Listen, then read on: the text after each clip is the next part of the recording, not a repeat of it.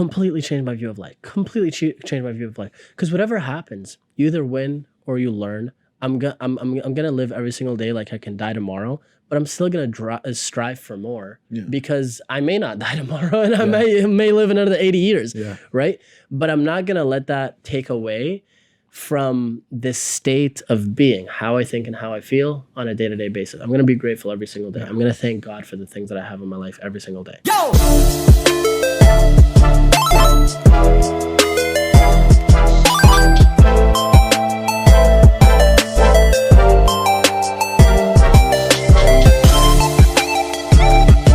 Nerds.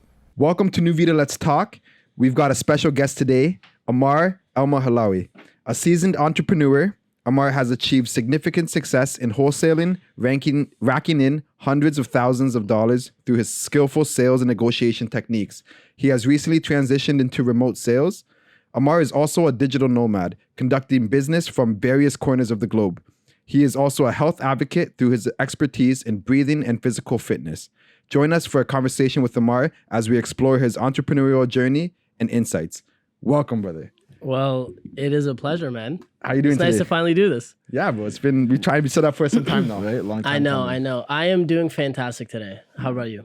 Good. Good, man. You almost closed the heavy sale right before coming in. So this morning, I had a few calls this morning. How many did I have? I had one at 9, another one at... No, I had one at 8, 9, 10. I closed this guy for the base tier package. It was a PIF, which is a pay in full. That was $9,800. That was like at 11 o'clock. But there's this guy, Scott. I've been on him for like weeks. I think like we've been talking since like November at this point. I was in Santa Marta when I first talked to him. Yeah. And he went to a cruise, he was sick, blah, blah, blah, blah. But it's just the fortune is in the follow-ups, right? And he's been in my red zone. Like you have like different tiers of where you classify your prospects. Yeah. This guy's in long-term follow-up. This guy's not interested anymore. He's red zone. I'm like, okay, this guy's hot. Yeah. We've been on top of each other for weeks at this point, or I've been on top of him, no homo. But what's it called? Freaking, he finally calls me literally right before I come here. You guys said 8:30. This is like 8:17. I have my AirPods in. I'm driving, and I'm like driving and texting. It's not good. Yeah. He's giving me. He's okay. 41420 blah blah blah blah 1800. I'm typing in his like credit card information to make the payment, and I get an error I've never seen before. It's like your card got declined because of too many attempted requests. I'm like, what? I've never seen that before. Yeah. Mm-hmm. So then he's gonna call. I was like, how sick would it be that I get the sale and then I come on and I'm like, boys, boom, number 1 for the week, let's get it. Yeah. But I think by the end of this, he should have paid, or by tomorrow max, he'll call his bank and then that'll be 2 PIFs for the day, which should not be too bad, which will put me at like almost 50K cash collected this week. Which would be number 1 on the team, even though the team is full of killers, but you got to get that number 1 spot. What team are you speaking of for those who don't know? So Pace Morby's sub 2 program. He has a coaching company. He's got an education community, kind of a business network more than anything, because it's lifetime access. Once they're in for life, and they get access to a lot of different things. They get access. Really, the community is the main resource, because in real estate, you guys know this. Real estate is a contact sport. The more contacts you can have, the more money that you're going to make overall. So having access to a community like Paces that is actively doing deals all across the country in all 50 different states, literally 14,000 people in Alaska. We have people in Alaska, which is crazy. Damn. But they get the education initially of what are the 15 different strategies that he utilizes, blah, blah, blah, blah. And then they go into the community, the support, the Zoom calls every single week. And then they level up their lives. They achieve their goals in real estate and they just crush. Yeah. So that's the team. That's the team that I'm talking about. But it's the sub 2 program, right? Because he's got his whole real estate side. I'm talking about the sub 2 program specifically. Yeah. And how did you get into that? Like, how did you meet him? Bro, that's a long story. So I was actually a sub 2 student before I became what they call a director of enrollment, which is a closer. But it's January 2024.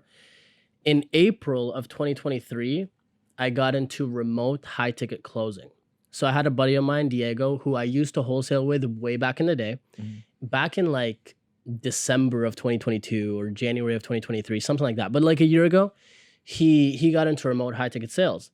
And essentially what remote high ticket sales is there's this entire world online of coaches, consultants, and agencies, right? They call it the alternative education industry, right? And not just education, but there's also services. Like an agency, for example, that does marketing, that would be considered in that niche. Coaches, consultants, agencies. Yeah.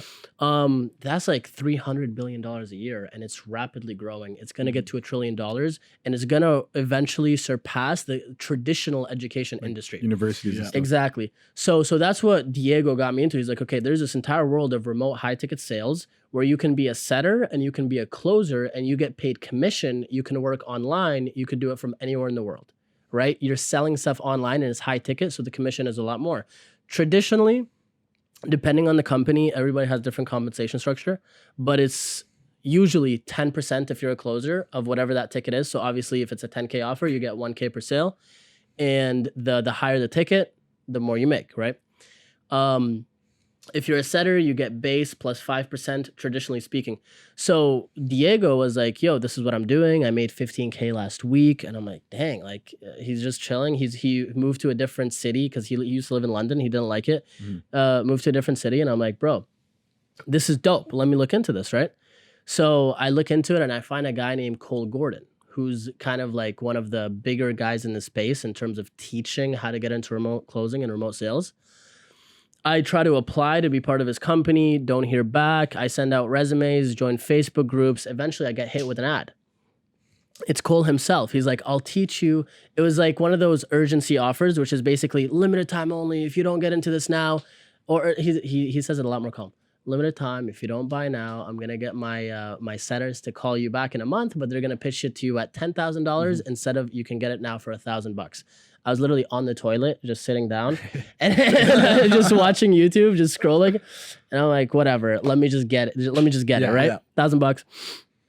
Next day, what happened the next day? Yeah, I get on a call to learn this stuff, right? Because it's on a site called school.com, and they essentially teach you how do you get into setting, how do you get into closing, and I get on a call with them. It's a 15-minute call, which I thought, okay, they're going to lay out a game plan of what you should do moving forward, which it is, but really it's kind of like a sales call in disguise because they have a higher ticket offer, which is $9,800, and they want to see, okay, are you a good fit for that? Then they booked me on with the closer, which is 45 minutes. So I wanted to do what exactly they're doing to me, right? They take a prospect who's interested in what they're offering. Let's ask them questions because it's transformational based selling. You're never really trying to stuff something down people's throat. The beginning of the call is the discovery, right? You have to understand what is their current situation, what is their desired situation, what's stopping them from getting there, why is now the right time. You know, you work through some of the limiting beliefs that they have in their head, because everybody has things that are holding them back, right? Yeah. But anybody who's looking to get into a different field where they're maybe making more money, or real estate, for example. I talk to people every single day that have W-2s in the States. That's like what a job is. It's T4 here, for example, T4 income. Over there, it's W-2. Every single day. And they're just not happy with their lives. They're just not happy with where they're at, and they want to change. So my job is to create that gap of like, okay, where are you at right now? What's wrong with it? Why not just stay where you're at? Why even look into this mentorship? Why even work with Pace, et cetera, et cetera? What are the goals that you're looking to achieve? This is all kind of personal development stuff, right? Like if you look at Tony Robbins, if you look at guys in that sphere, you have to ask yourself these difficult questions. And that's kind of what you're doing to the prospect on the sales call. You're asking them that difficult question so you can create that internal pressure, that internal gap inside of, okay, like I say I want to be here, but really I'm here and it hurts me. It's painful to be right here. So because of that, I'm willing to invest this money and I'm willing to invest this effort, my time, my energy to changing that situation, right? So I can ramble on for days, so stop me whenever. No, go. But essentially I got on the call with Jared because I bought the initial $1,000 thing. Yeah. And then they basically told me, hey, you can be part of the program. It's called Closer, or 30-day Closer. That's what it was called. That was the product. And essentially you just get the course. But Remote Closing Academy gives you the course plus support, plus they help you land a gig. So there's a lot more support involved, which is why it's 9,800 versus the 1,000. But a person who just spent $1,000 yesterday while they were sitting on the toilet is a lot more likely to want to spend more for additional support. One of the questions he asked me on the call, and I asked him to send me the recording because I'm like, bro, you crushed it. Like he closed me like in literally like 40 minutes. He closed me. Yeah. One of the questions he asked me is like, do you believe that, having a coach would help you? And I'm like, obviously, yeah, that makes sense. So it's a great question because then later on, there's something called consistency bias, right? As humans, if I tell you I don't smoke, and then later on you see me smoking, I'm going to feel ashamed of that because we have this need to stay consistent with the things that we've said out loud, especially the things that we've said to people that we respect, to people that we admire, et cetera, et cetera. So on the call, that's what you're trying to do with the prospect. So he's trying to get a lot of yeses from you. Yeah.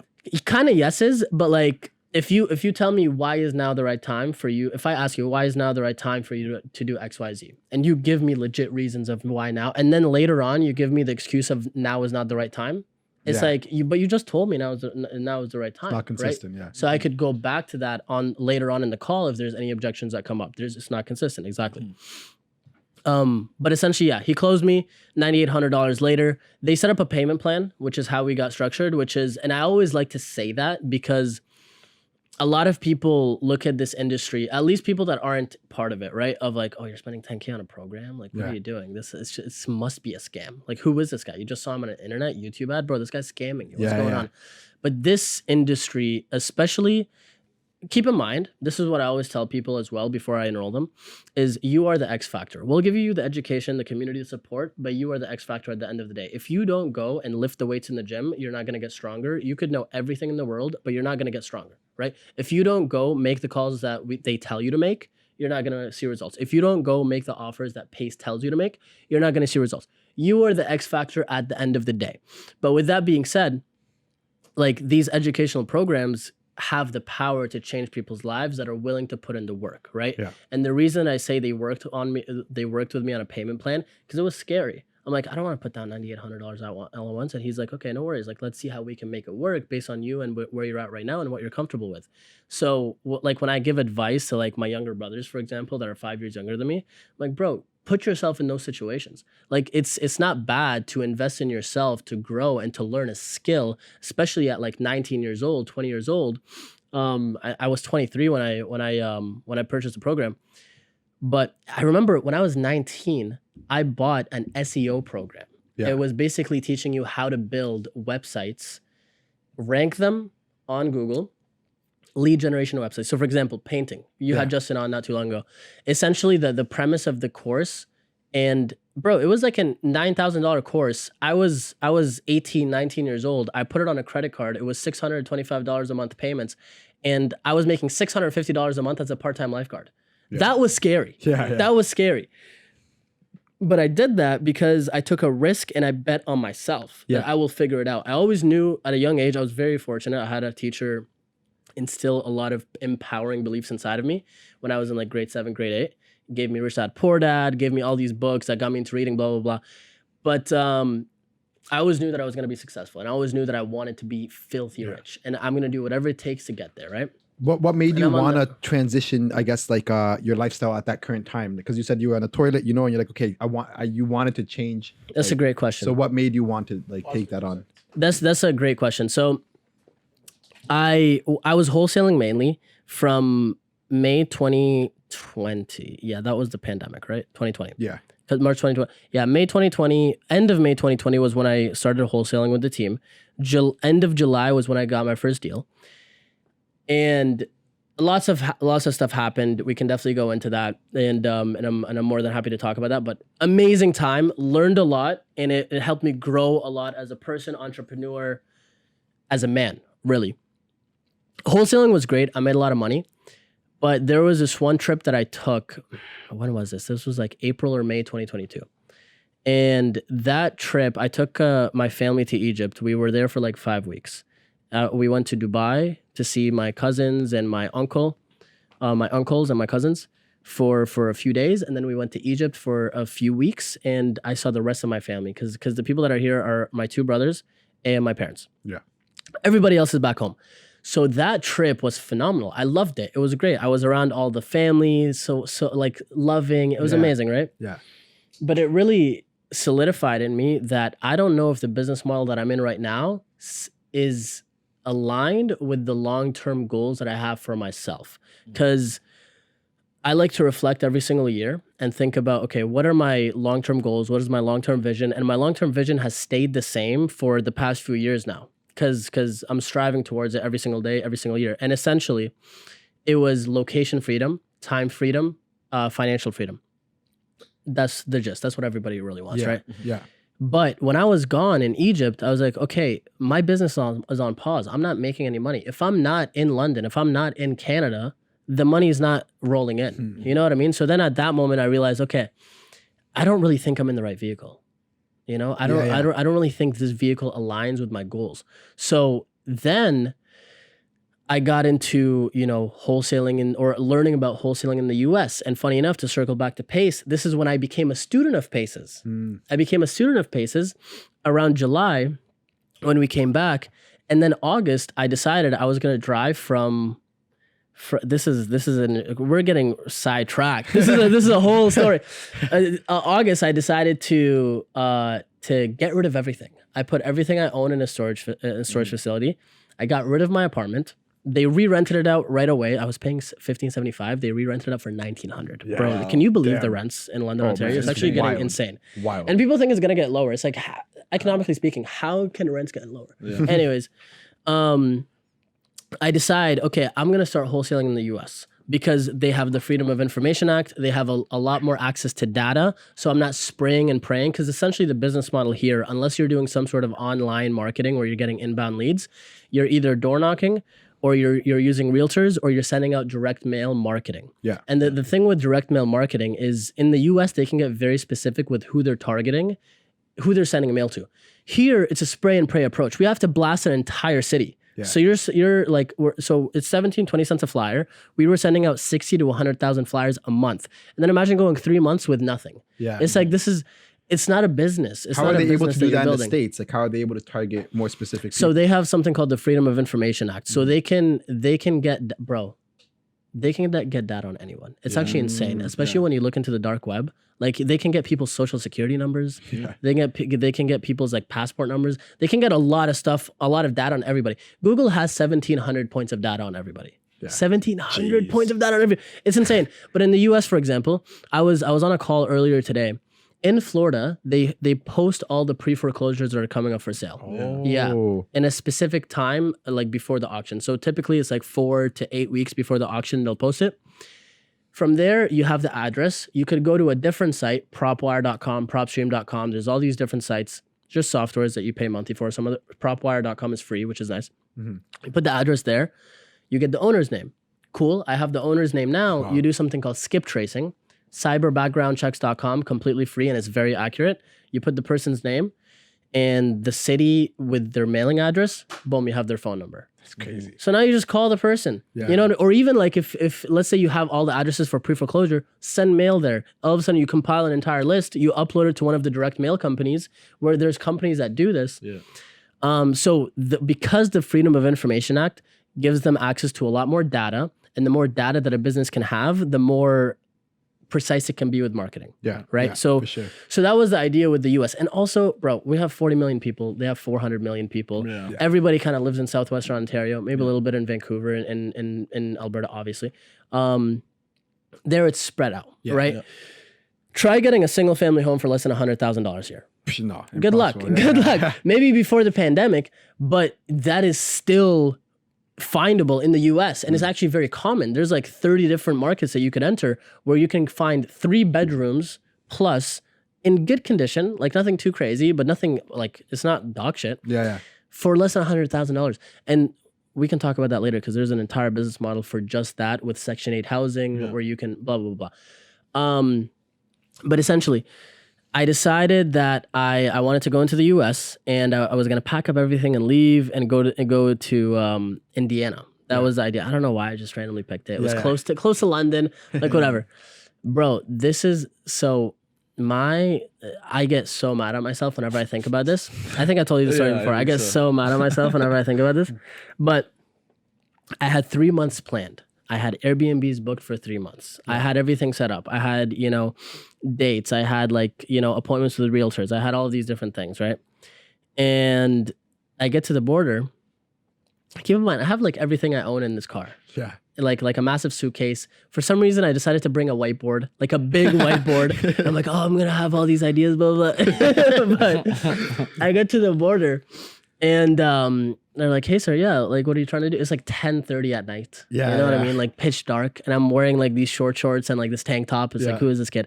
And I was just completely honest, right? Yeah. But long story short, I didn't do the research that you needed status to enter. If you're looking to go work in the US, you need status, right? And I was stupid enough to make that mistake. But you live and you learn, right? So you were like talking to the border people, like, I'm going to live there, I'm going to find a job there. No, I was like, hey, I'm coming, I'm going to look at properties, and I'm thinking of like, flipping these properties, something like that. Yeah. And, going from there, right?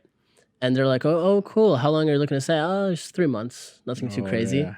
Like, oh, cool. Pull over to the side, sir. 2.5 hours later, but they were very sweet about it. Yeah. They were very sweet about it. And honestly, I respect the way they handled it.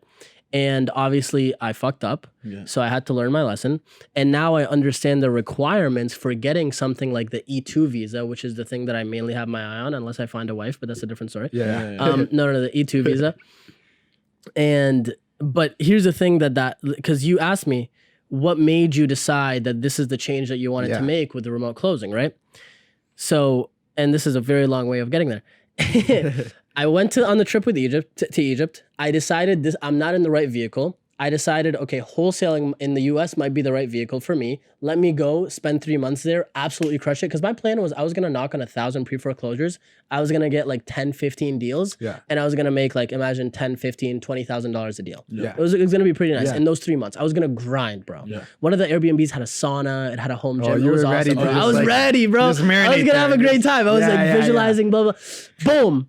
Dreams crushed. Everything goes away. Dreams crushed. Jeez. Bro, keep in mind, I got rid of my apartment. I had to move back in with my parents. Yeah. So then it took me down this kind of like 6 months of trying and experimenting with different online things, and eventually landed onto remote high ticket closing.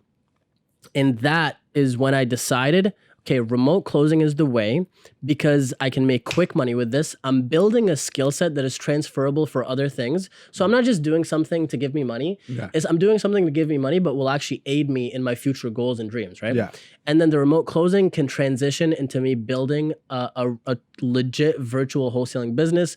That virtual wholesaling business can lead into getting into land development, and that could lead into buying Section 8 properties, which I didn't even know about at the time, but learning all these things. That's a beautiful thing about life, right? When you feel like there's a setback that like completely crushed you, completely annihilated you, decimated you, that setback it planted a seed for something so beautiful, for a flower that's going to bloom in the future that you didn't even know existed. Yeah, 100%. And like now, I don't even know how full-fledged I'm going to go into the virtual wholesaling, because remote closing has opened up this entire world of the education industry, coaches, consultants, agencies, right? I can help my buddies that are creating offers. Yeah. I can truly impact people's lives with the programs that I can, I guess, endorse. Yeah. And you can do it from anywhere in the world. And I can do it from anywhere in the world. Bro, I just came back from Colombia. I know. You did. How you were there for a while, no? Yeah, I was there for 2.5 months. So I went October 1st and I came back December 17th or December 18th. Yeah. And you're closing remotely out there. Closing remotely. Bro, I was probably working more there than I was here. Well, now I'm getting ramped up again, I guess, because it was the last 2 weeks of December, so everything was a little bit slower. Yeah. But yeah, I was working. Everything was the same. There was days where I would wake up and I wouldn't leave my apartment at all because I just had calls all day. Mm-hmm. And I would just go upstairs into the gym in the apartment. And that's what I would do. Yeah. So work never stopped. Everything was the same. Everything. And that's the beautiful thing about the internet, bro. We are so blessed to be living in the times that we're living in. Like people, I don't think are grateful enough for truly the blessings that we have. Everything that we want to learn, we can learn. Yeah. Our parents didn't have access to this stuff. They couldn't. We probably would have never met if it wasn't for the internet. Straight up. You know what I mean? So it's pretty wild. But where does this like entrepreneurship and drive comes from? Because when you're speaking, you speak with passion, bro. And it's just like straight up. I'm just being transparent. Like, where do you think that comes from? That's a great question.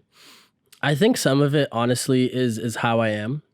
Like when I was in grade 8, I was buying G-Shocks off of dealextreme.com before G-Shocks. AliExpress was a thing. Fake G-Shocks off of dealextreme.com. Bro, listen to my profit margin. I buy for $9.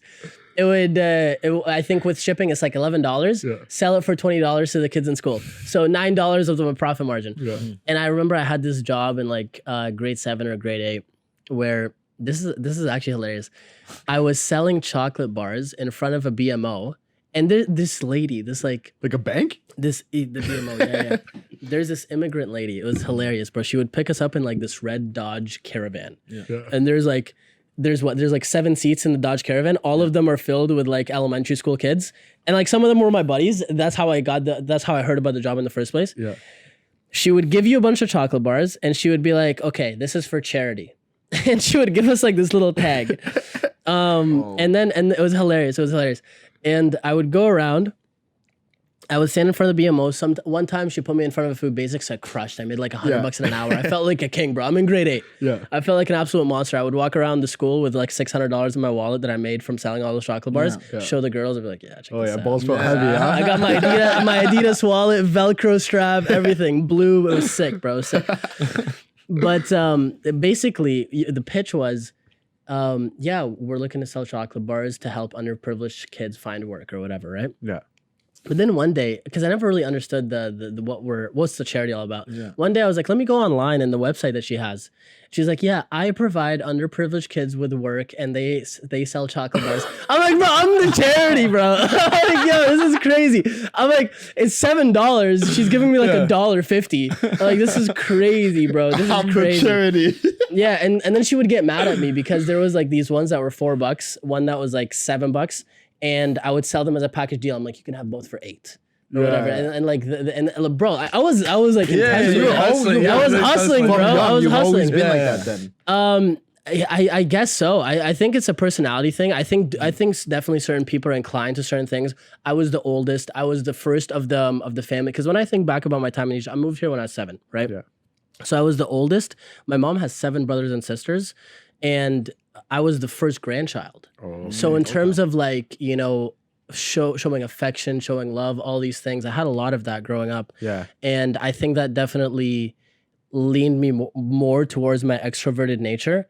And I had the grade 7, 8 teacher, Mr. Nüvida in White Oaks. He gave me Rich Dad Poor Dad when we were in like grade 7. And then he gave me Cash Flow Quadrant. And then he gave me a guide to investing. And then he gave me this one mindset book that I always forget the name of. But it basically, like the premise was you're the average of 5 people that you spend the most time with, et cetera, et cetera. So I learned a lot of these things and I got into the world of self-development at a very young age.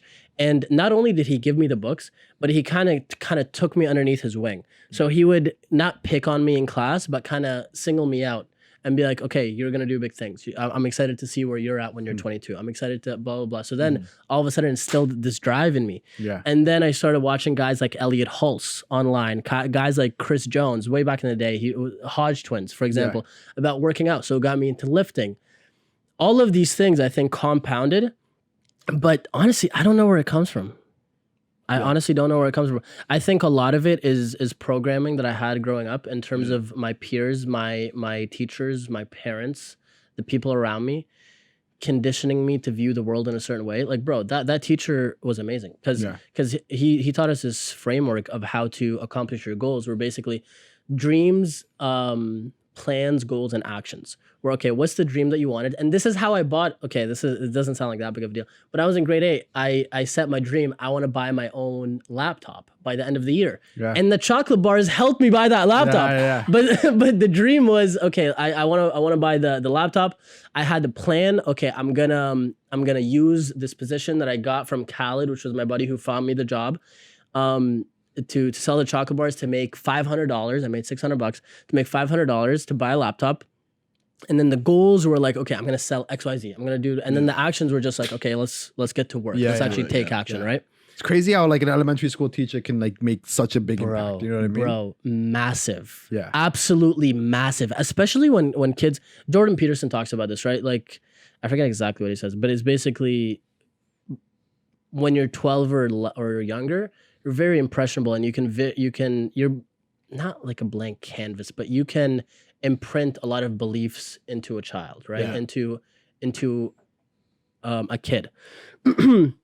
These can be empowering beliefs and these can be disempowering beliefs. I heard this thing because I'm a big fan of Impact Theory by Tom Bilyeu. Yeah. Love that. Like I went through a phase where that's all I would listen to for like 2 years straight. For those who don't know, what is Impact Theory? Impact Theory, Tom Bilyeu started Quest Nutrition and he owned 33% of it. He sold it for like $1 billion with him and his third. So imagine like you sell $1 billion for, you own 33% of it. Yeah. It's not bad. You're doing pretty good. Oh yeah. And but he started a podcast, which is Impact Theory. He brings on guests from all around the world, people that are big names in their respective fields, and they just talk about their story. They talk about their lives. How did they get there, et cetera, et cetera. And one of the things was you have to be very careful what you say around kids, especially when they're like 6 years or younger, because your external dialogue becomes their internal dialogue. When I heard that, I was like, do it. Yo, that's intense. Yeah. That's a great line. Your external dialogue becomes their internal dialogue, right? And especially as they get older, the more that you instill a belief inside of them of you can do whatever you want. You can make it. You don't need university to succeed. He would always tell me this, Mr. Drita in grade 7, grade 8. You don't need university to succeed. And reading Rich Dad, Poor Dad opened my eyes to an entire way of thinking of, okay, I can be an entrepreneur. I can invest in real estate. Oh, you have the employee, the self-employed, the business owner, the investor, the quadrants, right? Yeah. I'm like, okay, interesting. So all of those things shape the way that you view the world. And were your parents like at that age when you're thinking like, oh, I don't have to go to school, I don't have to do that? Were they like kind of worried at any point? Yeah, they were definitely worried. Yeah, they did not like it at all. Well, they liked that I was looking to get better, right? That I was looking to improve, but they definitely did not like that I didn't think that I needed university. Yeah. That was a big thing. You know, immigrant parents, you know, my dad's a doctor. It's so for them, especially back home, like school is a very important thing. Yeah. Right? Like if I ever want to go back and you know, find a wife or whatever, for example. Second time you mentioned the wife. Yeah. Can you sense a common theme? We're getting older. Hey, I know. I'm kidding. But it's an important thing, especially in the culture of like get the degree, you know, settle down, just live life according to these set rules, right? But I think the way that I lived my life has always been outside of the set rules and outside of what the traditional approach of how people think that life ought to be lived. Yeah. So we'll see. We're still very young. Yeah. We're still very young. You mentioned like you like to work out, right? Like you were looking at all these influencers or like people online that were working out. Yeah. How has that impacted your life? I remember thinking this when I was like a year into working out. So I started working out in grade 8. I remember thinking this a year into working out. I'm like, one day I'm going to be getting on stages and I'm going to be like getting on shows. Yeah. So let's get it. Let's go. Where I tell them that starting to work out was the first best decision that I ever made in my life. Literally the first best decision that I ever made in my life. Because I'm going into high school and I don't really think about it now. I remember this one girl, there was like a test coming up or whatever. It was like grade 10. And she was always like, you're always so calm. Like how are you always so like just relaxed? Because she's like stressing out. Oh my God, the test is coming up. She's a goody two shoes. She 90s, you know what I mean? Yeah. But now that when I think back at that, I'm like, bro, I worked out all the time. I worked out like every single day. So think about the endorphins that you're getting. Think about when you're watching your food. I was meal prepping in grade 11, grade 12. Yeah. You know what I mean? Like I would hammer my chicken on Sundays and season that, boom, cook it, and then have it ready for the week. Yeah. And I was like, there's guys that are a lot stronger, obviously, but bro, I was like hitting 225 for 12 reps in grade 12. Like I just felt like an absolute monster, right?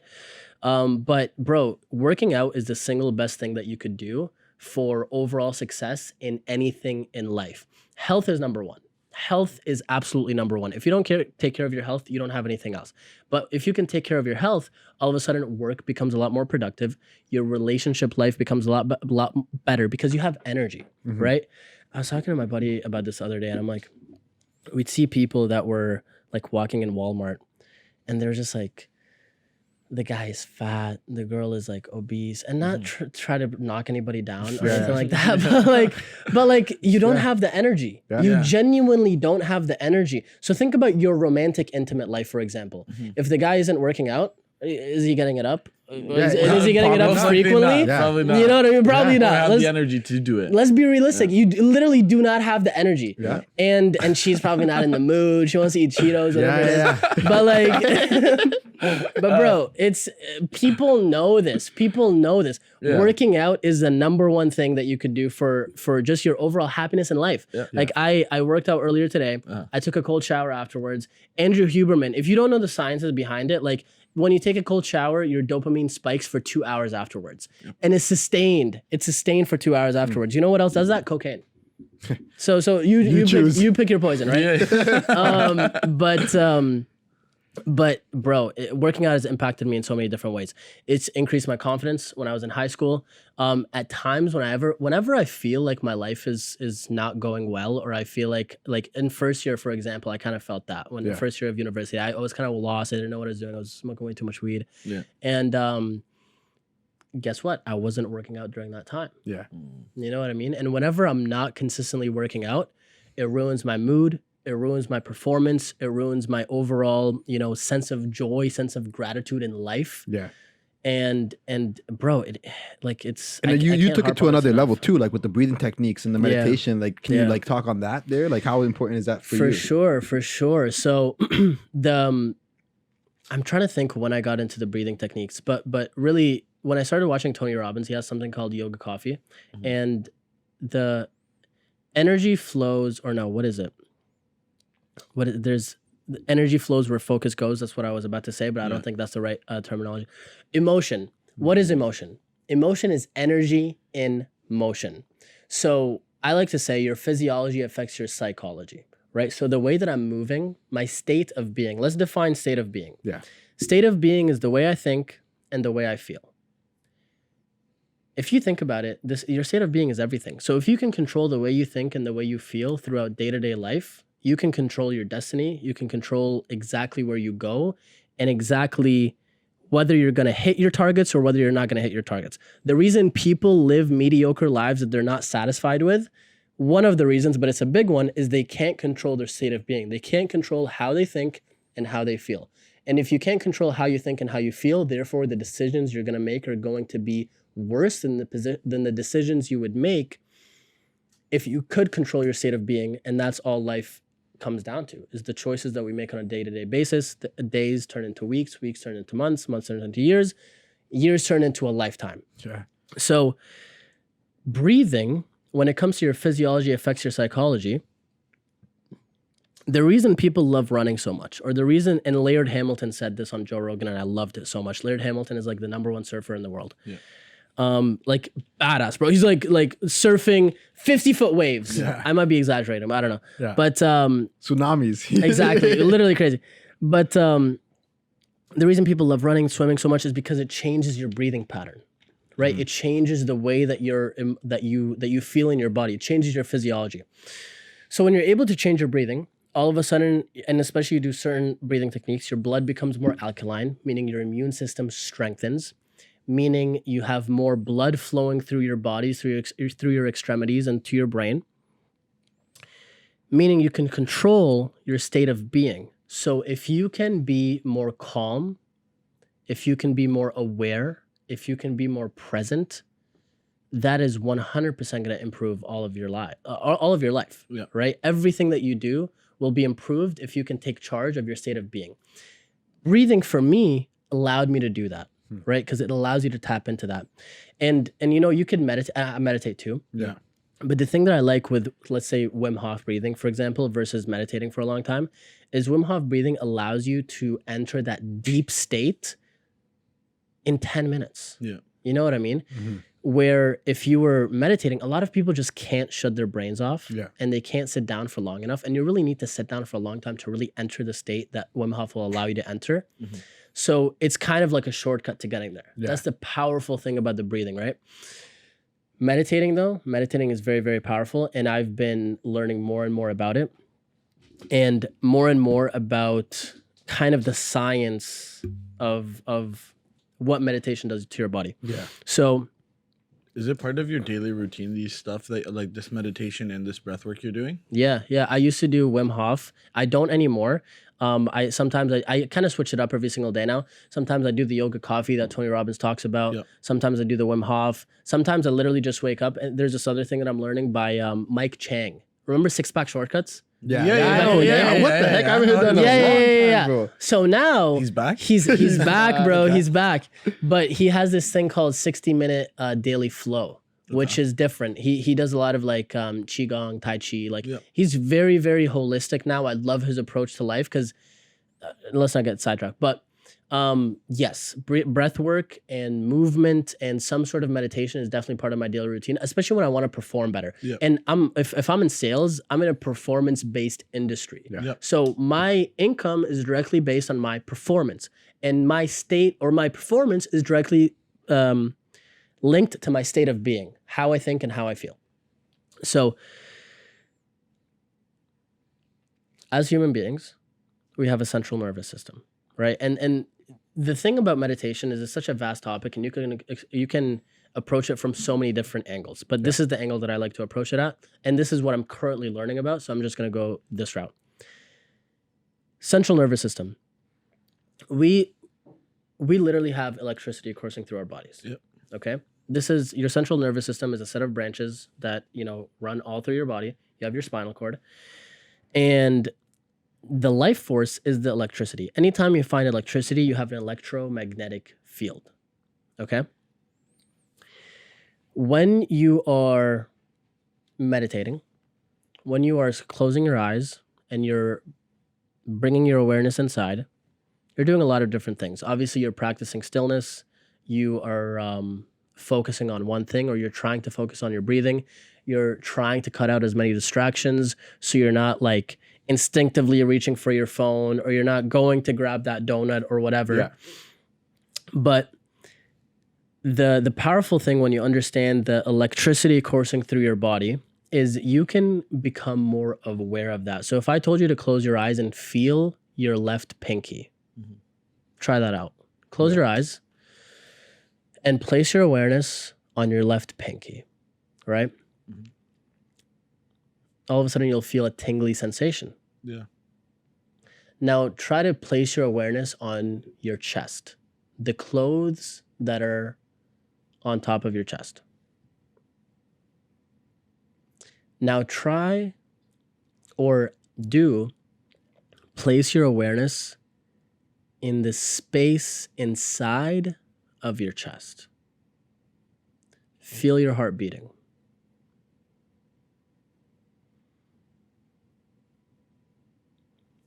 So imagine doing that and sitting down and laying down for like 20 minutes and placing your awareness all throughout your body. The Silva method is a great, so for the people watching at home, for you guys, for anybody, I would recommend checking out Dr. Joe Dispenza, and you're interested in learning more about meditation, Dr. Joe Dispenza, the Silva method, and Tony Robbins' priming technique. So this, anytime, we have different brainwave patterns, right? Right now, we're in probably mid to high beta. And the brainwave pattern is basically like going like this, like your thoughts, your amplitude, how many amps per second. And honestly, I'm not a science expert or whatever. I watched a YouTube video. but the brainwave patterns are like this. When you place your awareness on your body and you slow it down and you do what you guys just did, but you place it all throughout your body, you go into alpha, right? And you go into alpha. And the beautiful thing about alpha, because going back to the electromagnetic field, anytime you have electricity, you have an electromagnetic field, which means you can attract or you can repulse. Or what's the opposite of attract? Repulse, whatever. Good Who word. cares? Yeah. You attract or the opposite of attract. Yeah. Or reject. Reject, sure. So meaning, Dr. Joe Dispenza says this a lot. A clear intention. So let's say we close our eyes, we move our awareness all throughout our body, and we set a clear intention of a goal that we want to hit, or a life that we want to manifest, or something that we want to visualize. A clear intention with an elevated emotion like gratitude, like joy, like feeling unlimited, like feeling a love for life. Gratitude, Joe Dispenza says this all the time. Gratitude is the ultimate state of receivership. If you want to attract more things to be grateful for, should be grateful for the things that you already have. Now, my view on this is kind of starting to get more nuanced. And what I mean by that, I've been watching a lot of Alex Hormozy. I've been watching a lot of this guy named Charlie Morgan, where a lot of people don't know of, but he's like 25 years old. He lives in Dubai. He's tens of millions of dollars. He's a beast. But they both kind of like, they got their success from more of a negative place. Yeah. Right? From more of like, I need to prove other people wrong. And then now Patrick Bet-David, choose your enemies wisely. Yeah. So here's my thoughts on that. 80-20 rule. 20% of the time, you could use those negative emotions to fuel you to get off your ass and go do the work necessary. But 80% of the time, just for overall life fulfillment, and we can die at any moment. I had a younger brother pass away like in 2019. So life is short, right? So I don't want to live in those negative emotions all the time. But I understand that there's a time and a place for them, and they can be useful. Anger, Andrew Tate says this all the time. Anger is a very, very powerful emotion when tapped into correctly and used to fuel you to take action towards your goals, towards your dreams, towards doing the things that you need to do. However, 80% of the time, I want to live in gratitude. I want to be joyful. I want to love life. And I want to operate from that place. And I want to get shit done from that place.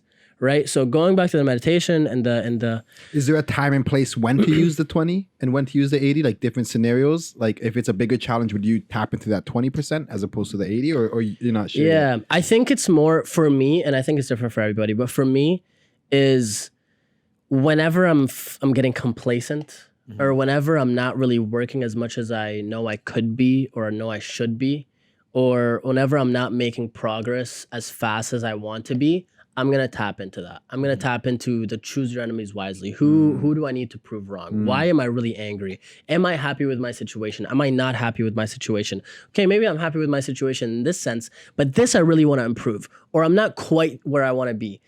So in those scenarios, and let's say you feel like giving up, for example, or like when you're at the gym, like, you know, when you go through a heartbreak, that's like the most, that's the hardest part you go in the gym. Yeah. You feel like a monster. So that shows you that emotion is very powerful, right? But I think the balance is when you get a little complacent and we get lazy and you're not really Andrew Tate says this all the time. He's like, people think they're putting in effort, but are you really trying your hardest every single day? If you had to be honest with yourself at the end of the day, did you really give it your all? Yeah. So in times like that, I think is very, very powerful to tap into that. When you need to set the habits in the first place, for example, like working out, for example, when you need to set the habit of working out, then okay, tap into those negative emotions. When you need to go set a PR and you really want to go harder than the gym, tap into that. But when it's kind of already ingrained in you, and okay, I'm gonna work out regardless. I don't need to feel shitty about it. you know what I mean? Yeah. Then and like he always says too, Andrew Tate, like regardless of how you feel, you gotta go get the thing done, right? So does that make sense? No, that makes a lot of sense. Yeah, no, 100%. And like I think you genuinely explained that like really well. You know what I mean? Like when you feel like straight up, when you feel like a bucket, bro, when you feel like a bucket and you're not doing the shit that you know you're supposed to be doing, tap into that 20%. Yeah. But when you're already there and you need to stay consistent, tap into that 80% gratitude. Makes sense. 100%. Makes sense. 100%. And also like life is so beautiful when you tap into that. Like bro, I was like a month ago, I was living in an apartment right on the beach. I would, for like 5 weeks, I would come downstairs. A block later, I'm at the beach, walking down, sunset, beautiful, beautiful people around, good vibes, beautiful women, all of these different things, beautiful food. Yeah. It's like, I want to feel grateful in that moment. And I want to feel grateful for the work that I've done to get to that point. And then now I'm like, okay, I'm so happy with where I'm at right now. I'm grateful for that particular thing, but I know that I'm capable of so much more. I know my ceiling is a lot higher than where I'm at right now. So I would be doing myself a disservice if I don't strive for more, strive for excellence. So imagine how powerful that becomes coming from that place. Yeah. You know what I mean? And in a way, it feels like that 20% is like a step. to get in the next To the step, 80. and then you balance your 80. You want to go next step, you tap Yeah. into that 20. Like I don't know, that's For just the sure. way I'm envisioning it. For sure. And I like the I don't know if it was Aristotle or Plato that said this, but all I know is that I know nothing. At the end of the day, bro, we are all on this journey. We are trying to figure out, and we're kind of just winging it. You know what I mean? Obviously, like guesstimates, but bro, like we're in our 20s. We're gonna evolve. Our view of the world is gonna evolve. Right now, this view is serving me to get to where I want to go. It might change when I'm 35, 40, and I'm open to that. You know what I mean? Consistent growth, lifelong commitment to growth and learning. That's what it's all about. But yeah, when I was there, like at the beach, bro, I'm like imagining, I'm like imagining and envisioning, bro. Imagine a year from now, when I'm at a point where, okay, let's say I have, rental income coming in that covers all my expenses, all my family's expenses, everybody's taken care of, and I'm still building businesses on the side, but the rental income is coming in like clockwork, right? Every single month, first week of the month, because it's exciting, man. It's exciting. And when you sit in that and when you visualize it, it gets you super excited. And when you put that goal on the wall and you stare at it every single day, and that's your North Star, that's what I'm going to, everything else becomes a distraction, and then all the distractions fall to the wayside. Yeah. Right? Okay, I'm back. No more doing stupid stuff. Yeah. No more wasting time with girls. No more blah, blah, blah, blah. And focused. Yeah. You know what I mean? Do you find change of scenery helps you get to that point 100%. every time? Bro, does it make a difference for you? Yeah, 100%. Yeah. Because then you start realizing that like you don't have to be stuck in the place you're at, and if that's something that you want, right? But at the same time, having that ability to see different things is what pushes you want to see more. Yes, 100%, bro. When you change your environment and you see how other people live, when you see a different part of the world that you've never been to, environment is everything. Everything. It's so powerful to change your environment, because then all of a sudden you can tap into your identity can shift, right? And I think that's a lot of the reason why maybe friends that I had growing up or people that aren't necessarily at a point in their life where they want to be, they're stuck in the same old environment. They're stuck in the same old habits. They're seeing the same people every single day. And that's reinforcing the identity of themselves that they have of, I am this particular person. I take these particular actions and I don't do XYZ. And XYZ might be the thing that's beneficial for them. But only, that's why like guys like Alex Becker or a lot of guys, Alex Hormozy, they're like, bro, move to a different city. Move to a completely different city where you don't know anybody and just work. Yeah. Bro, Alex Hormozy moved like 5 states over. Yeah. I don't even know. And he called his dad on the way. He was already hours away. It was hilarious. Yeah. And he went and lived in this guy's like house for a little bit before he got his own place. But environment is everything, bro. Especially when you want to have a dramatic shift. Yeah. And that was part of the reason why I wanted to go to Indiana. But it's you live and you learn. And but going there, definitely 2.5 months, that was the most that I've ever traveled outside of the country, and the most that I've ever traveled outside of the country by myself. Yeah. So it was definitely very impactful in many ways. You know what I mean? Because you have those nights where like it gets lonely and you're like, okay, what am I doing? Like, what is this all about? What is this really for? Why don't I just like kind of settle and live an average life? And then you're like, whoa, no. Yeah. What the fuck? This is, I'm not going to settle for that. Yeah. But then that reasoning becomes a lot stronger because you have clarity on why you're doing what you're doing. What is it really for? What is your why? Like, why are you doing what you're doing? A big part of it has to do with my family growing up. Seeing, parents fight unnecessarily. And when I say unnecessarily, I mean like, I think money is a fixable issue. I think that's something that can be avoided.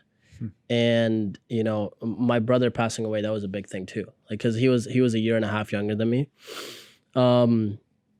He passed away like a 1.5 months before his 18th birthday, which is crazy. And I saw him all through his life where he had a disability. He was, had to use a stair lift going up and down the stairs. He was in a wheelchair, and we were very close. I would help him out. And bro, he was 10 times smarter than me. Like he was a G. He was a G. So he didn't have his legs, but his brain was fully there, very sharp. And we were on the same wavelength when it comes to personal development, when it comes to learning about all these different things, right? It was awesome, right? Yeah. So part of it is like, okay, I'm here, he's not. Am I really going to squander this life away? No. You know what I mean? Like I have all this potential. Am I really going to let him down like that and just become a bum? Yeah. You know what I mean? It's a deep why, bro. Yeah. Bro, it's intense. And like I have like dreams of like starting this massive foundation where like we help kids with scholarships or whatever, and like something back home, maybe in Egypt, where like maybe we have land development projects and it's his name. You know what I mean? Yeah. So that's and honestly, that's a great question. It's not something that I need to think about that particular thing a lot. But right now, it's mainly let's get my money right, take care of the family, take care of all the people around me, make sure everybody's good. And when I say good, I mean thriving, not just surviving, right? Yeah. What about you? My why.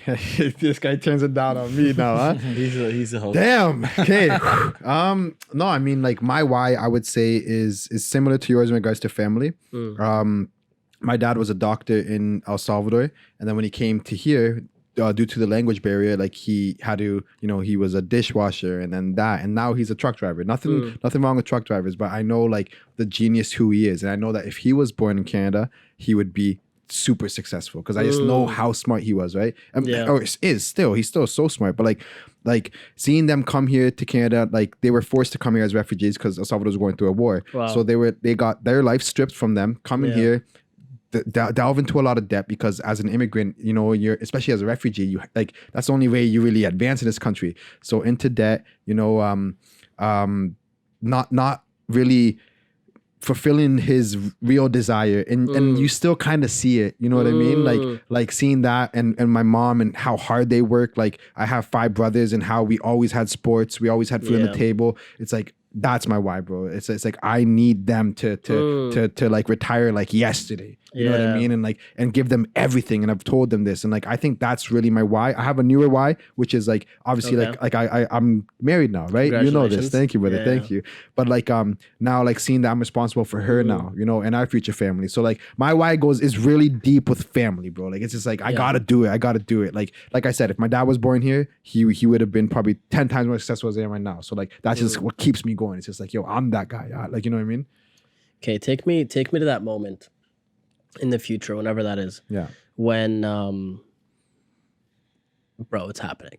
Yeah. You're about to go confront your family. You're putting them all in a room together.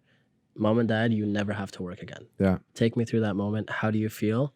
Oh, bro. Like, what are the emotions that are going through your body? Emotional, bro. I'm just gonna be like, yo, like this is it. Like we did it. I'm crying, I'm hugging them and they're amped. What do you think? How do you think your mom's feeling at that moment? Oh, bro, she's just pure joy, bro. Yeah. Pure joy. And just like the one thing I'll give my mom is that she always believes in me. Like the reason why I actually started this podcast is because she said I talk too much as a little kid. No, I kid you not, bro. Like my aunts would babysit me and they'll be like, he was a good boy, but he never shut up. It worked out. Yeah, it worked out. But like, yeah, no, she'll be proud of me. Like, and I know that she'll know it. But like, I love that you're asking these questions because like they're really touching a deep part of me where it's like, I want to hold this in, you know what I mean? Because like, yeah, that's my why, and it's same as yours. It goes super deep, bro. Like when you're talking about your brother, I can just see it in you, and it's like you're not joking, like, you know what I mean? And like, yeah, that's my answer, bro. What about you? Mine's always been family, like straight from the bottom. Like I grew up with just me, my mom, and my brother. My little brother actually has autism, so I felt that he didn't always get the opportunity to get to live the life he could have, and I say that in different ways because he's such a smart person. But there's things that have held him back. So when I see the things and the life that he needs and could easily have had and doesn't have the opportunity because of certain circumstances, I feel super obligated that that's kind of my responsibility. Also, I'm like the oldest. Yeah. So, and my biggest thing I remember always talking to my mom was when she passes or her time comes that she never has to worry about my brother. That's like, that's mine. Yeah. So every time I'm always thinking like, I got someone to take care of, somebody to rely on me. And I find also too, it's grown. Like I felt it was always just my immediate family. But even now as we've gotten older, this past Christmas, I spent most of my Christmas just at my grandma's house, just being really involved in the family and seeing how we went from being 30, 40 of us to now like 20, 15, smaller and smaller. So like, I want to be able to provide so much that we're having all of us together. Where people are like, oh, I can't come. I don't have the finances. Well, I'll buy your ticket. I'll buy your place to stay. Yep. I want us to be together. Like, I want to be the helm of the family where, like, there's no reason why we can't be together and why we shouldn't be together. And yeah, like I find it's just gonna keep changing as I keep growing, right? Once I build my own family, everything Yeah. changes. But I know in the back of it, it's sure. always gonna be for my brother. So that's probably my wife for sure. How much older are you than? I'm only a year and a year and a half. That's maybe. not that big of a difference No, at all. Not at all, man. So it's Yeah. like that's kind of the good part because we always grew up kind of like twins in a way. That's Where awesome. we're always the same height and everything, did He's everything bigger together. and more D's than him. Oh, way bigger. His brother is His bigger arms are than him. bigger, right? Yeah. Does he have more bro, tattoos or this guy's what? a Nah, monster. my bro. brother's Jorge is like 6'2". He's no, like he's like 6'4", monster. 360, Jeez. monster of a person. So it's like, Dang. so it's like it's always been that like awesome person to have with me Yeah. on my journey. So like That's awesome. That's why when I think back, I'm like it's for him, and yeah, that's pretty much it. Do you talk to him about this stuff? All the time. Like Yeah. I remember, I think it was actually this Christmas when I was driving him home from like the family event because he was done with it. I remember we were just driving him. I'm like, just kind of telling him, I'm like, yo, I'm super happy you stayed so long, blah, blah, blah. I'm like, you know, you're my brother. And I started getting like sentimental and crying. He's like, bro, you don't gotta cry. It's all right. So it's like, He's big brother than yeah, you, bro. exactly. Yeah, So like, he's like, don't worry, you don't gotta cry. And like, kind of like consoling me. And I'm like, nah, man, I just freaking love you. Like, Yeah. like you mean so much to me. And like, I'm happy that I actually have this person to reflect on life Wow. and be like, this is what I'm pushing for versus Yeah. kind of just having an empty shot that I'm taking. But Yeah. Yeah. That's awesome, man. yeah, man. Damn, we're getting love that. deep, boys. Yeah, bro. I almost deep, cried. I boys. almost cried a little since bit. we're on a deep topic, bro. Would the young Ammar be proud of who the Ammar is today and why? How young? Which phase in my life? Like the kid version of you, where The you're grade running 8. at visas and The grade you're 8 one. doing your shit. Grade 8? Yeah, The grade yeah. 8 version? 1000%. Yeah. 1000%, bro. Because I remember, I need to hit, because I remember the teacher, Michael Dorita. So I had him for grade 7, grade 8. He was always like, I'm excited to see where you're at when you're 22. And I'm 24 now. So I'm like, bro, I need to hit him up. You ever Yeah. seen And him? bro, I haven't. I have his really? number. I just haven't called bro, him. you I have always to, forget. what? Everybody tells me this. I know. I need to call him because I always talk to people about it at night, and then the next day I get caught up with work. Yeah. Excuses. Yeah. Hey Siri, remind me to call Mr. Drita. But anyways, bro, I think I would be very, very proud of myself because I wanted to get into real estate, and I was gonna list off all my accomplishments there, but I think honestly, the real thing is commitment to lifelong growth, always evolving, always getting better, not just in one aspect, but in all aspects. Health, wealth, what's relationships, sales, charisma, or just like talking, et cetera, et cetera. But 1000%, I think I would be very proud of myself. Yeah. However, my boys and I, that we would work out together all the time, back in the day, we'd always have this saying, proud but never satisfied. I'm very proud with where I'm at right now in life. In the gym, for example, we would always say this, like, oh dang bro, you look great, blah blah. Oh man, you're hitting hundreds, you're a beast. Yeah. Proud but never satisfied. I like I'm that. proud of myself. I'm happy from the progress that I'm making, but I'm not satisfied because I know I'm capable of more and I want to strive for more. Do you think there's a point where satisfaction does happen? Yeah. Will you ever be I satisfied? it's a balance, right? Like going back to the gratitude thing, I kind of live in a way where, or I try to approach, like for example, today, and I do this every day. Like I had my meal when I was eating the shawarma from Pita Pita. Just yeah. phenomenal, right? I love shawarmas. But I before I ate the meal, I loaded up like an Alex Ramosi video, and I was like, okay, I'm gonna sit down, I'm gonna close my eyes, I'm gonna breathe, I'm gonna be grateful for the food that I have, and I'm gonna have positive emotions running through my body. So I live in a way where I'm like, I could die tomorrow. I could die tomorrow, so I'm gonna feel as best as I can today, and I'm gonna really live in expansion as opposed to contraction. In terms of, this is another thing that people should search up, is the map of consciousness. There's this book called Power versus Force, and Patrick Bet-David talks about this all the time, bro. All the time. Phenomenal book.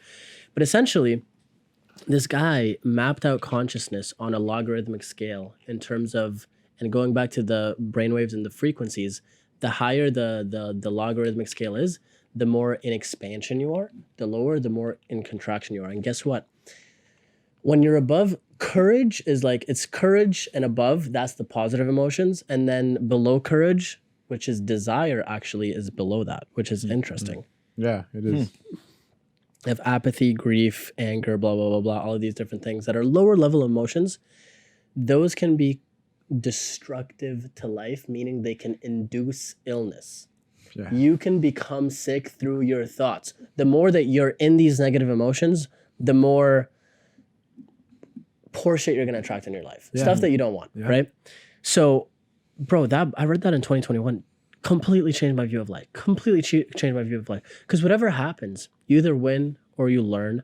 I'm gonna live every single day like I can die tomorrow, but I'm still gonna strive for more because I may not die tomorrow and I may live another 80 years, right?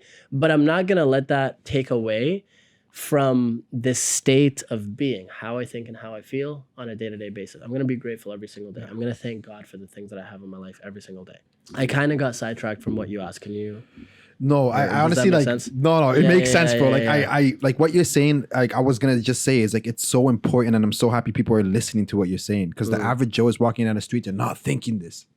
They're not thinking this, bro. They're not thinking my thoughts affect like you said my future. Like maybe if you keep on like God forbid, obviously, but like if you're like scared of cancer and scared, I can't eat this, it's cancer. Always, you could actually cause yourself to have cancer. Like you know what I mean? And it's just like I feel like what you're saying, bro, is super, super important, and I hope people listening are appreciating it. Bro. Yeah, I know we talked about it too about the foods when you were talking about that. You said it like you heard some studies that it actually tastes better when you actually put gratitude towards your food and like right. It digests better. Yes, that's what it was, right? Yeah, exactly. So if you like do a prayer or you meditate a little bit before you eat, your body literally digests that food better. Being in and this is where I go back to the Silva method because this is where I'm getting a lot of this stuff from. Mindvalley.com. It's $500 a year. Bro, just spend the money and go through the Silva method and learn these meditation techniques because they're life-changing. You're going to show up better in all aspects of your life. But when you can be in a relaxed state of being in terms of relaxing your body from head to toe, you will just perform so much better and your bodily functions will perform better. The same way that you can think yourself ill is the same way that you can think yourself well.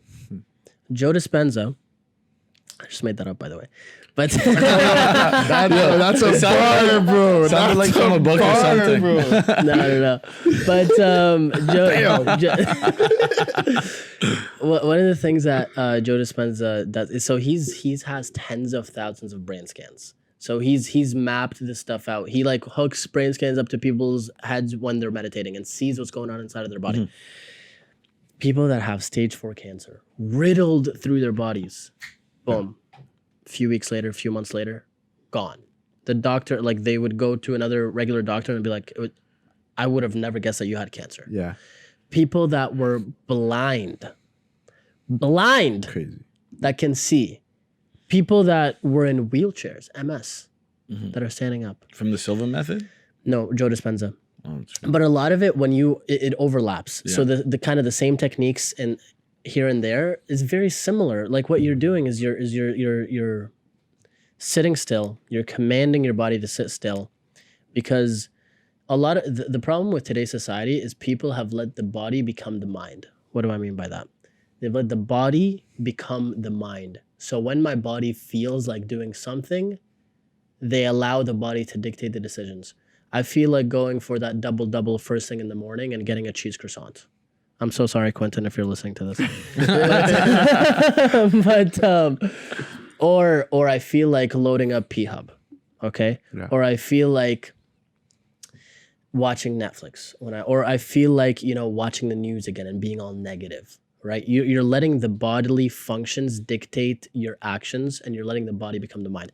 But when you sit down and you sit still, you're telling the body, no, I am the master here. I am the commander. You do not tell me what to do. I tell you what to do.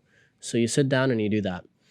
Bro, some of these Joe Dispenza meditations are like 45 minutes long, an hour long, intense. And you're placing your awareness on different parts of the body.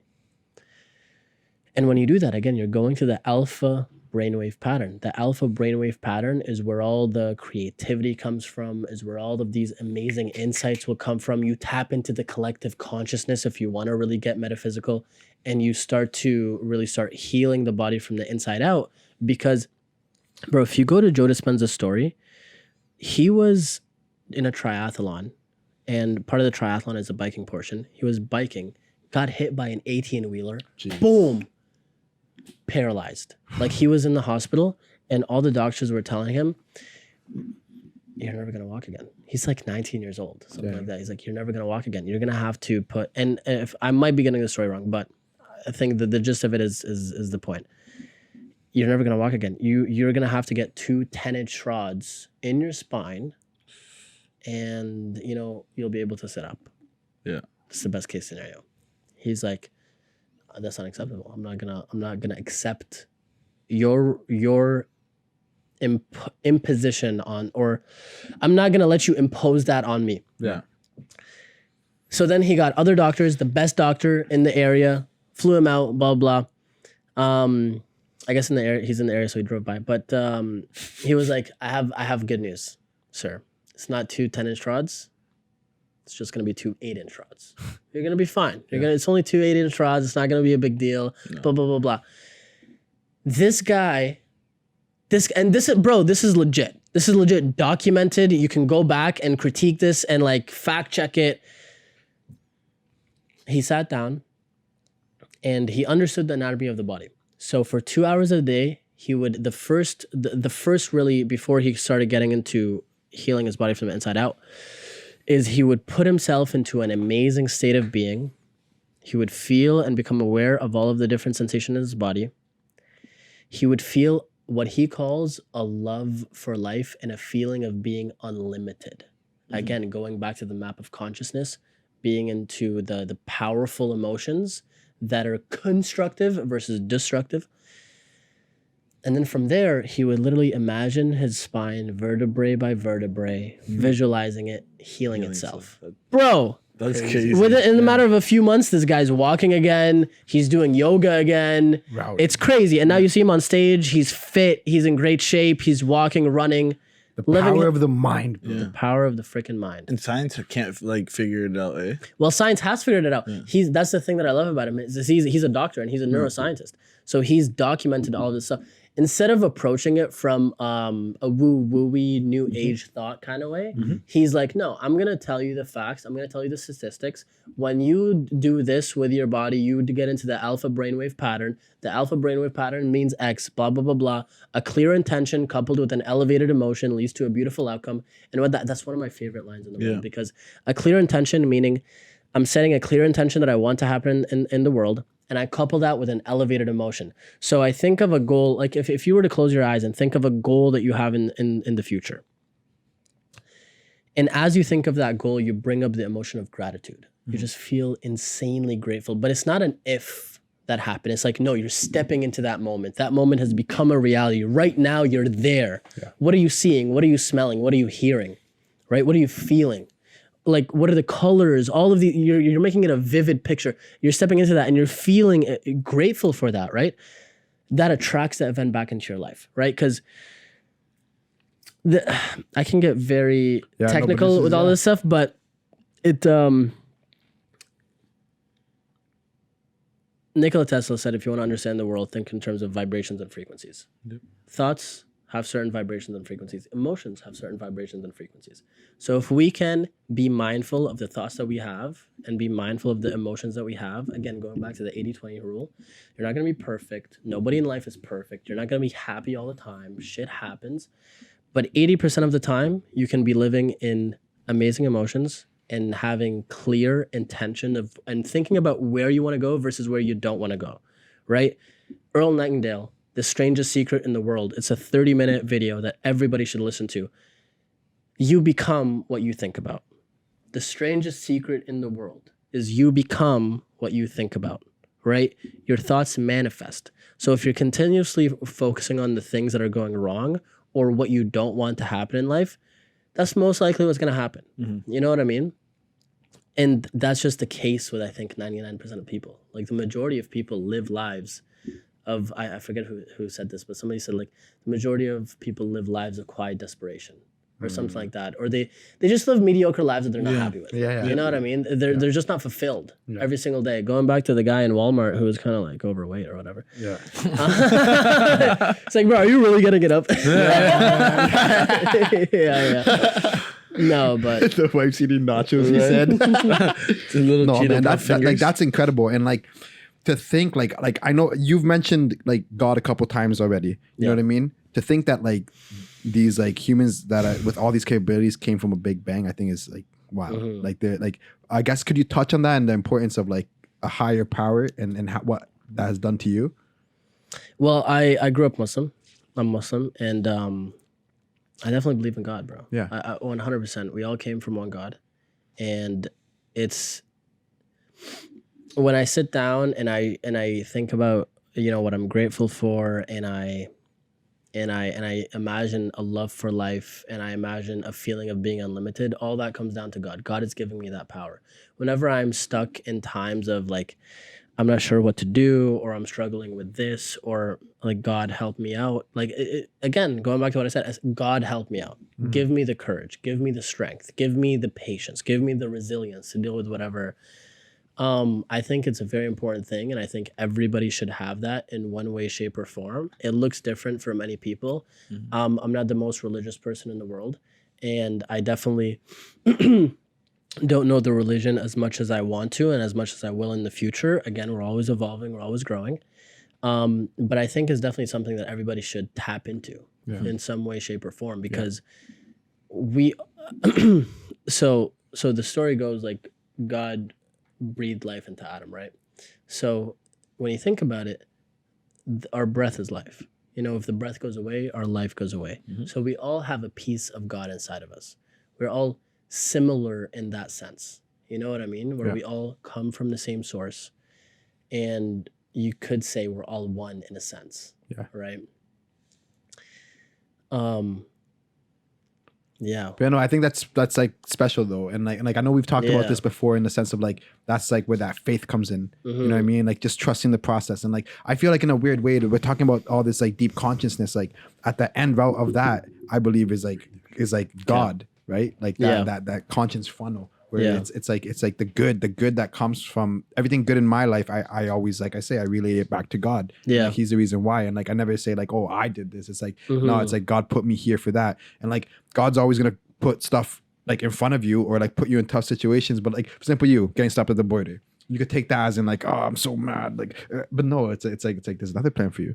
Like, so no, I think it's important to bring up because I feel like it's like something that is sadly kind of dying in our society. So that's why I brought it up. Yeah. You know what I mean? No, for sure. And I appreciate that. What would you guys say? Like, what's your relationship with God like? What is that? How has that had an impact on your life? Yeah. So me, I would say like my relationship with God, like in the same sense of you, like I'm not the perfect, like I'm Catholic, right? So like I'm not like the perfect Catholic. And I know I will learn a lot more in the future, as we said, involving. And I love when you said that because it's true. Like I'm not like the perfect person to look at. But like for me, it was 3 years ago. So I moved to Ottawa a while ago. And then 3 years ago, actually, I moved to Ottawa. And like it's not like it was a shit show, but like I was just not in the good habits. Yeah. Like living with the wrong people, being in the wrong environments. And I was in a really like low point in my life, right?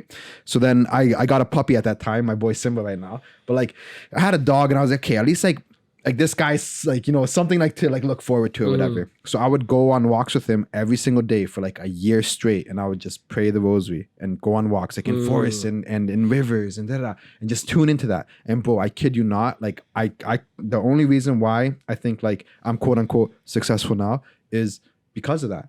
Because that year of intent and just like asking God for like asking God, like telling, like they say you should never beg, like, you know what I mean? Like in the sense of like, if you're going to be praying to God, you can't be like, oh, give me this. Cause that's not right. But like telling him like, I want this, you know what I mean? I would love for this to happen in a good way. Like, bro, that changed my life. Yeah. So when it says like, how does God, like when you ask me like, what do I think about God? Like for me personally, it's everything, bro. And he's proved it to me. Like so much. So it's like now you'll find me like in a chapel once a month. Yeah. Just kind of just, like just letting it all out. You know what I mean? And like, yeah, so it's a big thing in my life. That's awesome, man. Yeah. I love that. Yeah. And like even huge. My wife too, right? Like that's huge. Yeah. That bro. You got to have alignment there. Oh, for bro, sure. 100%. Like I could look at my wife and be upset with her, right? But I'm married to her and I'm married to her through the church. So like God's existing in that relationship. So it's not she's not a regular human being to me. Like God's there. So it's like that's a whole game changer, right? So like that's a whole different rabbit hole. But like in the sense of like, no man, like I love it. I love God. That's awesome. Beautifully said. Beautifully said. That's awesome. Yeah. What about you, bro? Tell me. I would say like I believe in God a lot. Like a lot. I find it's not going to church so much, right? Like I was raised Catholic also. For me, it's like I find it. Sometimes it's not good, right? In this way, because sometimes when I need God most is when I'm in a low point, and I find that I need to also look at it when I'm like at my super highs. Like I have in multiple situations, but I find there's more times than not I'm looking at God when I'm in a bad spot. And that's kind of going back to what Ricardo said before. Like you don't beg or like you don't ask for it, and like in the bad times only, you have to also look at it during your good times. So for me, I found over the last couple years, I've definitely got a lot closer, especially with like seeing family members like pass away, things like that, where I'm like, those are the things that brought us together before. So now it's like, I have to kind of value that much more now. Yeah. Yeah, I still, and as you said, like in both of you actually, like I'm still finding my way through it. Of course. Right? Like Of course. I find also too, as you grow older, you kind of give more time to it, right? Because like you 100%. live in a world right now, especially like so much is going on. Like your attention is over here. You have this, like, as you said, you only like going once a month, right? That's better than going never, right? Right? And why? It's because we have so much going on. But if you can make that time, it's what you really need to do. Yeah. And like, yeah, like especially during these times, like in the world, we all know what the fugazi shit that's happening. All this stuff. You can't even, people don't even know. What love when you say that. People can't For even sure. define a woman. Like, what? Yeah. You know what I mean? So it's like now it's more important than ever that like men like us stand up for like these 100%. real, true core values. You know what I mean? And we're gonna see a trend going up with this stuff. I really do think so. And I listen to the PBD podcast a lot, and he even says they've brought up statistics where, you know, millennials are more likely to be voting conservative, and in Canada, more people are more likely to be voting conservative as opposed to liberal. Yeah. More people are more likely to be voting Republican as opposed to Democrat in the U.S., et cetera, et cetera. So I do think there's the trend happening, and it's you know, the pendulum swings one way. When it swings so far this way, obviously it's gonna come back. It's gonna come back. And Trump just won Iowa, and you know they're going on. You know, we're gonna see what happens in New Hampshire. And Vivek might be his VP. That'd be Yeah. sick. I'm talking like I know what I'm talking about in politics, but like hey, I've you know watched more than few a lot of videos. people. Yeah. No, but it's exciting, man. We live in exciting times. The future is bright. As long as here's what I think. And I was talking to my dad about this a while back, because I think fear porn becomes a thing, and fear mongering of like, oh my God, like where's the world going to? The West is dying. And like all of these things, the West is in danger. And while that's true, for sure, if you look back throughout history and all the wars that have happened in the last 100 years, or even the last 200 years, there has always been a point where the young men of that generation have felt like society is going to crumble, that have felt like the world is going to implode, that have felt like, oh my God, we're going to shit. Yeah. It's important to be aware of these things, for sure. It's important to understand what's happening with the Matrix and to understand how they are trying to program us and how the financial system works, all of these different things. However, there will always be opportunities. There will always be people that come out on top, and there will always be people that come out having less, right? And now the only thing that's going to happen is the disparity between the haves and the have-nots is just going to get wider, and the gap is going to get larger. But I used to, like, especially when the trucker thing was happening, I got so intense and so passionate. I'm like, how dare they, blah, blah, blah. And it's important for sure, because that's the resistance, right? But then I found myself getting way too stuck in that energy of like, bro, stop watching every single day. I'm like, what's going to happen is going to happen. Let me focus on my life. Let me focus on getting my financial fortress and really protecting myself and aiding myself. Because the financial crisis, everybody thought the monetary system at the time was going to crumble. World War II, people thought everything was going to shit, and it kind of did for a little bit. Cold War, everybody thought everything was going to shit. World War I, things happen. People survive and people thrive, right? Are you going to be the person that is just so focused on the negative that it paralyzes them and allows them or stops them from taking the action necessary? Or are you going to be the person that thrives in spite of it, right? Because I feel like I people have these conversations a lot of like, oh, like our society, or like, oh man, this, and yes, you definitely have a point, 100%. But I just don't want to be focusing on these things. I want to be focusing on like, cool, how can we get ourselves out of it? Cool, how can we start making money online? Okay, how can we start getting into virtual wholesaling? Cool, I just found out about Section 8 rentals. Oh my God, you can buy properties from $60,000 to $100,000 with 10 to 20% down, and you're cash flowing $500 to $800 a month. You're making your money back in the first 1 to 2 years. Boom, and it's guaranteed rent by the government. They print the money. They're not going to default. So those are crypto, for example. You know, the Bitcoin ETF just got approved. I'm going to slow down the way I'm talking. The Bitcoin ETF just got approved. You got so excited, but that's awesome. You know what I mean? And we might see a recession. It depends on what happens in the S&P 500. But if we see another crypto bull run, bro, I lost $115,000 the last bull run. $115,000. But guess what? I had $115,000 to lose. So I was in a position where I was able to lose that money in the first place. But now I know I'm not going to make the same mistakes that I made back then. Right? I'm going to sell when I need to sell. I'm going to take profits when I'm up 20x on something and I don't take profits. What the fuck am I doing? Right? You live and you learn. But these are the things that especially young men should be focusing on, as opposed to what's going on in society, as opposed to trying to shit on your, let's say you're in grade 12, as opposed to trying to shit on the grade 12 who's trying to be a radical feminist and you're the girl in your class. We all know one. And trying to shit on her. Sure, have a little bit of fun, whatever. No, I'm kidding. Bring bullying. But bring bullying back. No, I'm kidding. But have a little bit of fun. But focus on like, cool, how can you learn copywriting? I have a buddy of mine that has 3 clients, each paying him $5,000 a month. All he does is write emails. All he does is write emails, bro. Emails for e-commerce companies. He helps them grow and scale. They pay him $5K each. Boom, he's making $15K USD. Living in Canada, that's like $20K per month. Dope. He's in the top 1%. Any 18-year-old, 19-year-old, 20-year-old right now with an internet connection can do that. You know, you have people out there selling coaching products, people starting agencies, like Charlie Morgan, for example. Anybody who hasn't heard of him, go check him out. He's 25 years old. He makes like $20 million or $10 million a year or something like that. And he runs he used to run an agency doing $200,000 a month for, I think it was marketing. I don't know exactly what it was, but eventually he switched over to teaching people how to build agencies. Now he has a coaching product that's like $9,000 to $12,000 depending on the tier, and he's had like 1,200 students. You know what I mean?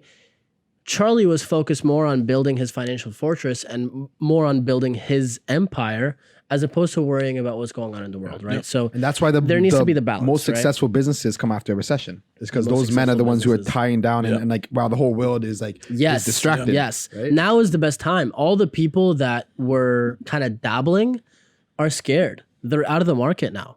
You know what I mean? They're not really, they don't have their ears to the ground. They're not focused. They're not dialed in. So if you're going to be the person that's focused and dialed in, bro, you can conquer whatever industry you want at that point. The biggest problem at that point, and the problem that I'm facing now, is choosing the path that I really want to devote the next 5 years to, 10 years to. That's the thing where it's still a decision to be made, but it'll come to you, bro. It'll come. With your stillness, with the way you're operating, it's coming to you. You know what I mean? 100%, bro. The gratitude will bring it to you. Damn, bro. This is. I don't say this much, but this is one of my favorite conversations, brother. Bro, he's so deep. I'll be honest, bro. Like, just like you're super well spoken and like you're very knowledgeable on all topics, bro. Thank you, man. Yeah, I appreciate that. Yeah. We barely talked about money, boys. What's going on? I know. What's going on, bro? I guess there's this one quote by Andrew Tate. I'm gonna post this on my wall. Money doesn't buy happiness, but poverty doesn't buy anything. Ooh, boom! That is fire. That's fucking Right? powerful, right? There you go. Yeah. Damn. Okay, we definitely need Ammar on again. Yeah, 100%. Yeah. That's Like not because I think we're kind of running here though. We'll do round 2 for sure. Round 2 for sure. But anything else, like I guess you would like to like Promote, get off plug your in? chest or promote to the audience listening.